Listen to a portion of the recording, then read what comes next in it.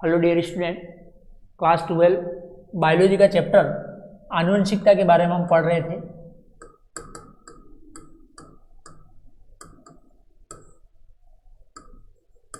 आनुवंशिकता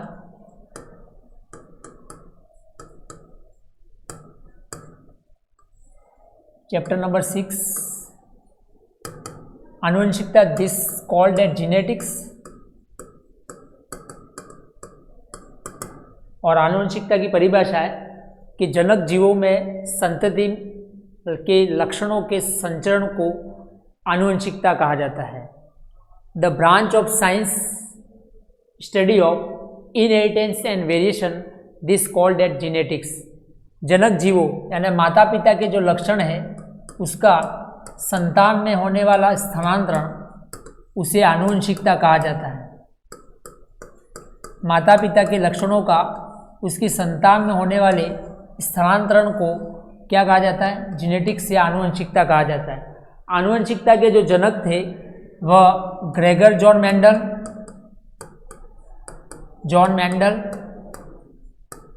Gregor John Mendel ने मटर के पादप पर कार्य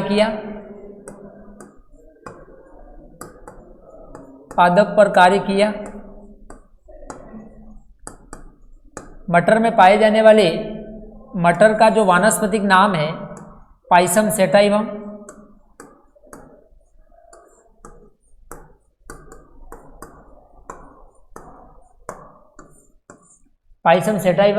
मटर में पाए जाने वाले गुणसूत्र 2n बराबर कितने होते हैं? 14। ये आपको बेसिक स्टडी है, वो याद रखनी है कि मटर में पाए जाने वाले गुणसूत्रों की संख्या कितनी होती है? 2n बराबर 14। नेक्स्ट हम स्टडी कर रहे हैं कि रीडिस्कवरी ऑफ मेंडलिज्म। मेंडल के पुनर्खोजकर्ता कौन थे?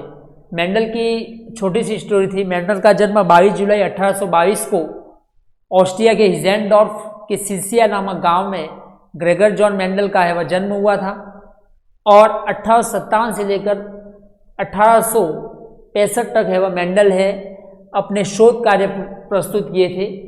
इसके बाद 1884 में ग्रेगर जॉन मेंडल की मृत्यु हो जाती है।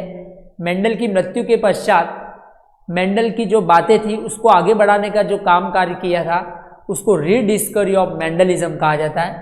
तो क्वेश्चन ये आपके बनता है कि मेंडल के पुनर्खोजकर्ता कौन थे? रीडिस्कवरी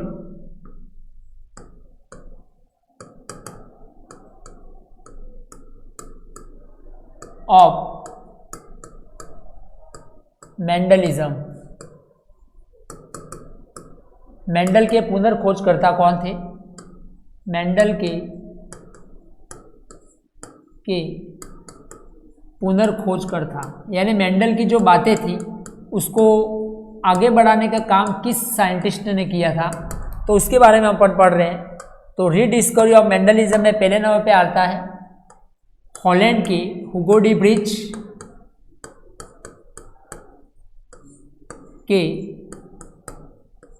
ब्रिच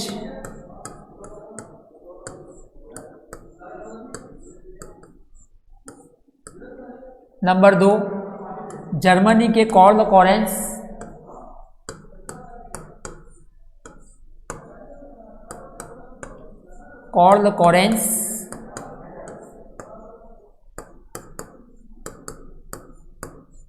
और ऑस्ट्रिया के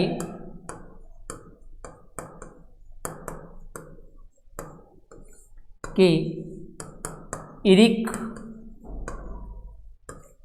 वॉन शेरमक। ये 3 साइंटिस्ट के नेम आपको है वो रटने याद करने, क्योंकि बोर्ड अक्सर ये क्वेश्चनों पे है वो डिफाइन करता है कि मेंडल के पुनर्खोजकर्ता कौन थे, यानी कौन से ऐसे वैज्ञानिक थे जिसने मेंडल की बातों को है वह आगे बढ़ाने का काम किया था। तो ये आपको है वह याद करना है।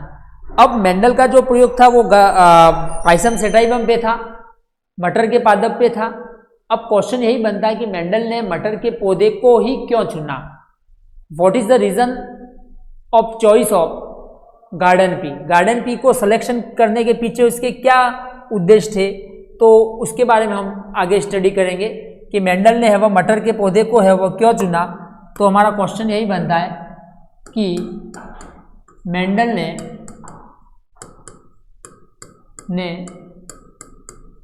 मटर के पादप को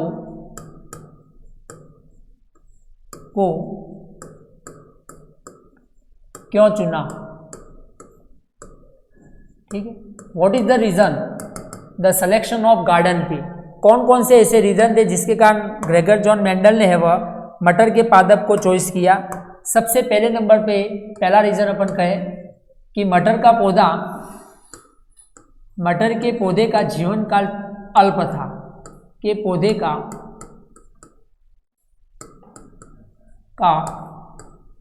जीवन काल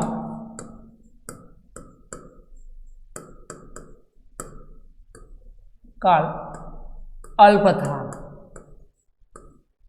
यानी मटर का जो पौधा था 1 वर्षीय शाक था, 1 वर्ष में अपने जीवन काल को ये पूरा कर देता था, यानी उसका शॉर्ट लाइफ पीरियड था। लाइफ पीरियड 1 वर्ष में कंप्लीट हो जाता था, जिसके कारण उसकी अगली पीढ़ी को देखने में उसको ज़्यादा समय है वह नहीं लगा, इसलिए मेंडल ने है वह मटर के पौधे को है वह चॉइस किया। तो पहला रीज़न मैंने ये लिखा। दूसरे नंबर पे मटर के पौधे में स्वपरागण व परपरागण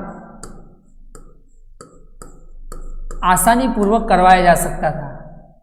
दूसरा जो रीजन था कि मटर के पौधे के अंदर है वह self pollination and cross pollination both are present. ठीक है, सेल्फ पॉलिनेशन यानी स्वपरागण, पुष्प के परागण उसी पुष्प की वर्तिकाग्र पर है वह चले जाते हैं, तो उसे अपन कहते हैं सेल्फ, और दूसरे अन्य पुष्प की वर्तिकाग्र पर जाते हैं तो उसको क्या कहा जाता है? पर परागण कहा जाता है। तीसरे नंबर पे मटर के पौधे का जो आकार था, shape and size both are short, आकार व आकृति दोनों स्मॉल थी। इसके शेप एंड साइज यानी मटर के पौधे का जो आकार और आकृति है वह छोटी थी, जिसके कारण उसके भिन्न भिन्न भागों को वो आसानी पूर्वक है वह ये देख सकता था। और चौथा रीजन अपन बात कहें कि मटर के पौधे में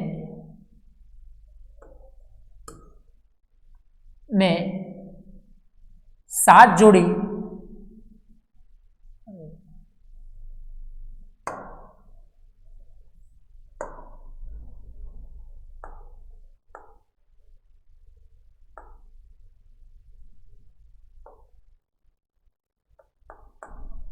चौथा रीजन मटर के पौधे में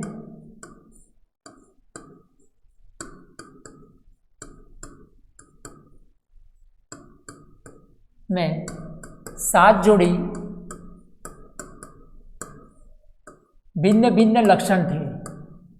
ये 7 जोड़ी भिन्न भिन्न लक्षण थे, जिसके कारण ग्रेगर जॉन मेंडल ने वह किस पादप को सिलेक्शन किया? गार्डन पी को सेलेक्ट किया। तो 4 मैंने रीजन बताए। पहला, मटर के पौधे का जो लाइफ पीरियड था वो शॉर्ट था, life period is very short of garden pea. Second number पे मैंने रीजन बताया कि मटर के पौधे में सेल्फ पॉलिनेशन और cross pollination both are present. और तीसरे नंबर पे मैंने रीजन बताया कि मटर के पौधे का जो आकार और आकृति थी, shape and size both are small, आकार और आकृति छोटी थी। और चौथे नंबर पे मैंने रीजन बताया कि मटर के पौधे में 7 जोड़ी है वह भिन्न भिन्न लक्षण थे। इन उपयुक्त कारण से है वह मेंडल ने किसको चॉइस किया? गार्डन पी को है वह सेलेक्ट किया। तो आपको ये क्वेश्चन याद रखना है कि मेंडल ने मटर के पौधे को ही क्यों चॉइस किया, पूछा जाता है कभी कभी। अब अगला यहाँ पे क्वेश्चन एक बनता आपका कि मेंडल की सफलता के कारण लिखिए। क्वेश्चन पूछा जाता है कि ग्रेगर जॉन मेंडल की सफलता के कारण लिखिए। तो इसके बारे में अपन डिस्कस कर रहे हैं। मेंडल की सफलता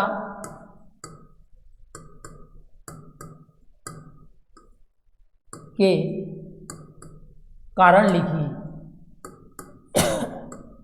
कारण लिखिए, ग्रेगर जॉन मेंडल को है वह सफलता क्यों मिली? कौन कौन से ऐसे कारण थे जिसके कारण उनको है वह सफलता मिली? तो सफलता का जो पहला कारण था कि फर्स्ट मटर का पौधा आनुवंशिक रूप से शुद्ध था। पौधा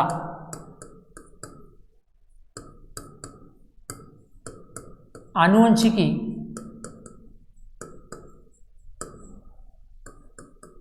रूप से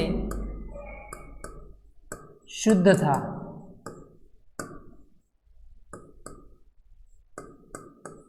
there genetic purity in garden pea, जब आनुवंशिक रूप से शुद्ध होगा तो उसके जो लक्षण हैं वो एक जनरेशन से दूसरे जनरेशन में आसानी पूर्वक है वह जाएंगे। अदरवाइज अगर वो जेनेटिक रूप से प्योर नहीं होगा तो वो करेक्टर वहीं पे ही क्या हो जाएंगे, समाप्त हो जाएंगे। तो there genetic purity of garden P. Second number पे उनकी सक्सेस का रीजन था, मेंडल ने एक समय में एक लक्षण की वंशांगति पे अध्ययन किया था। ने एक समय में मैं एक लक्षण की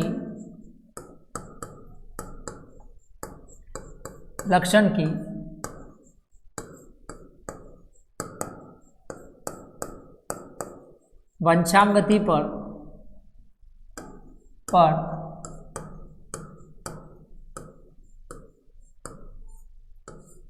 अध्ययन किया था। उन्होंने एक समय में एक लक्षण की वंशांगति पे अध्ययन किया था। One time one inheritance study, एक समय में एक कैरेक्टर को उन्होंने फोकस किया था।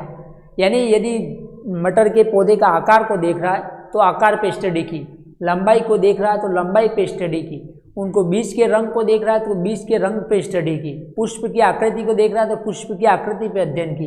तो एक समय में एक लक्षण की वंशांगति पे उन्होंने अध्ययन किया था। और तीसरे नंबर पे मेंडल ने अपने प्रयोग में गणितीय नियमों को सहारा लिया था। मेंडल ने अपने प्रयोग में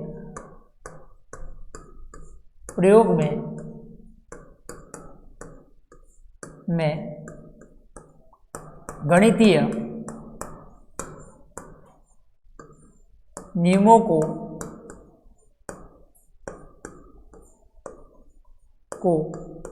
उपयोग में लिया था।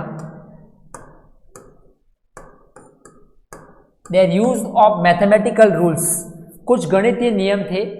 गणितीय नियम में जैसे मैं बताऊंगा कि फिनोटाइप, जीन प्रारूप, लक्षण प्रारूप, तो इस प्रकार की बातों को उसने हमें उपयोग में लिया था। तो पहली सफलता के जो कारण लिखी है उसमें अंदर पहले नंबर पे लिखा है कि मटर का पौधा आनुवंशिक रूप से शुद्ध था। There genetic purity of garden P. Second number पे मैंने लिखा मेंडल ने एक समय में एक लक्षण की वंशांगति पे अध्ययन किया था। One time one experiment for his inheritance character. और थर्ड नंबर पे मेंडल ने अपने प्रयोग में गणितीय नियमों को सहारा लिया था। Their use of mathematical rules. तो ये तीन जो कारण थे जिसके कारण ग्रेगर जॉन मेंडल को है वह क्या मिली थी, सफलता मिली थी। अब नेक्स्ट नंबर पे अपन बढ़ते हैं कि जैसे मैंने बताया था, तीसरा रूल्स बताया था कि मेंडल का कुछ गणितीय नियम कैसे थे। तो अपन यहाँ पे देखते हैं कि एकल लक्षण, ठीक है, एकल संकरण, मोनोहाइब्रिड, एकल संकरण। एकल संकरण में हम बात करते हैं तो एकल संकरण में जैसे हम बात करते हैं तो उसमें दो बातें आती है। एक तो जीन प्रारूप आता है, जीन प्रारूप जिसको अपन कहते हैं जीनोटाइप।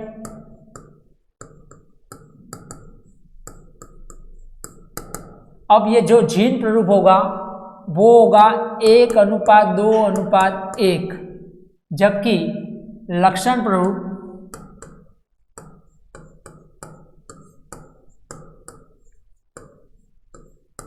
जिसे अपन कहते हैं फिनोटाइप,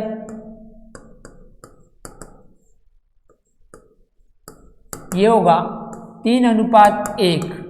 ये एकल संकरण की बात आती है। एकल संकरण में पहला जीनोटाइप और दूसरे नंबर पे फिनोटाइप। जीन प्रारूप अनुपात 1:2:1 आएगा, जबकि लक्षण प्रारूप अनुपात आएगा 3:1 आएगा।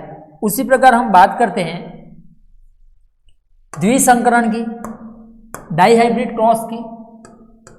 इसके बाद हम पढ़ेंगे कि किस प्रकार से एकल संकरण द्विसंकरण होगा। द्विसंकरण की, द्विसंकरण में हम देखते हैं कि वही जीनोटाइप और फिनोटाइप। फर्स्ट जीन प्ररूप, जीनोटाइप, जीन प्ररूप।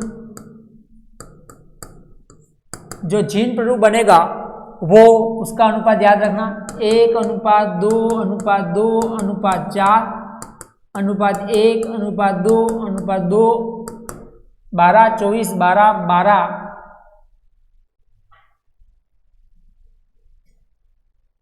फिर से कर देता हूं मैं। द्विसंकरण, द्विसंकरण में सबसे फर्स्ट नंबर पे अपन पढ़ रहे हैं जीनोटाइप। जीनोटाइप में देखना 12 24 12 12 1 और फिनोटाइप